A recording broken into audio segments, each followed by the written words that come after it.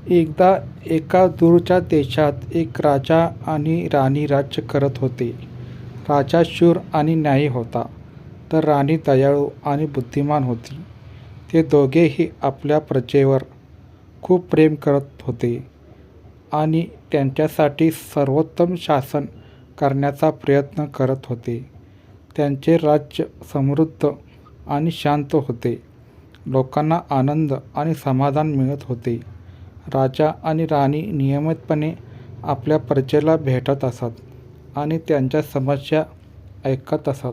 ते गरीब आणि गरजू लोकांना मदत करत असत आणि सदैव न्याय्य निर्णय घेत असत. एक दिवस त्यांच्या राज्यावर दुष्काळ पडला. अनेक दिवस पाऊस पडला नाही आणि पिके नष्ट झाली. लोकांना अन्न आणि पाण्याची तीव्र टंचाई भासू लागली. राजा आणि राणी खूप चिंतित होते. त्यांनी आपल्या सर्व शक्ती आणि साधनांचा वापर लोकांना मदत करण्यासाठी केला, परंतु परिस्थिती दिवसेंदिवस वाईट होत होती. या काळात राणीने एक शानदार कल्पना सुचवली.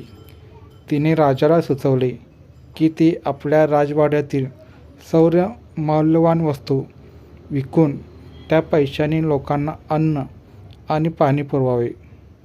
राजा राणीच्या या कल्पनेने सहमत झाला.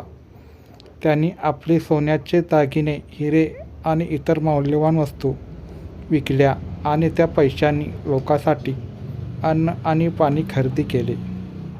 राजा आणि राणीने स्वतःची काळजी न घेता आपल्या प्रजेसाठी सर्वस्व दान केले. लोकांना खूप आनंद आणि कृतज्ञता वाटली. त्यांनी राजा आणि राणीचे कौतुक केले आणि त्यांच्यावर आपले प्रेम आणि विश्वास व्यक्त केला. दुष्काळाच्या काळात राजा आणि राणीने दाखवलेली दयाळूपणा आणि त्याग यामुळे त्यांना आपल्या प्रजेच्या मनात विशेष स्थान प्राप्त झाले. ते एक आदर्श राजा आणि राणी बनले. त्यांच्या शासनाखाली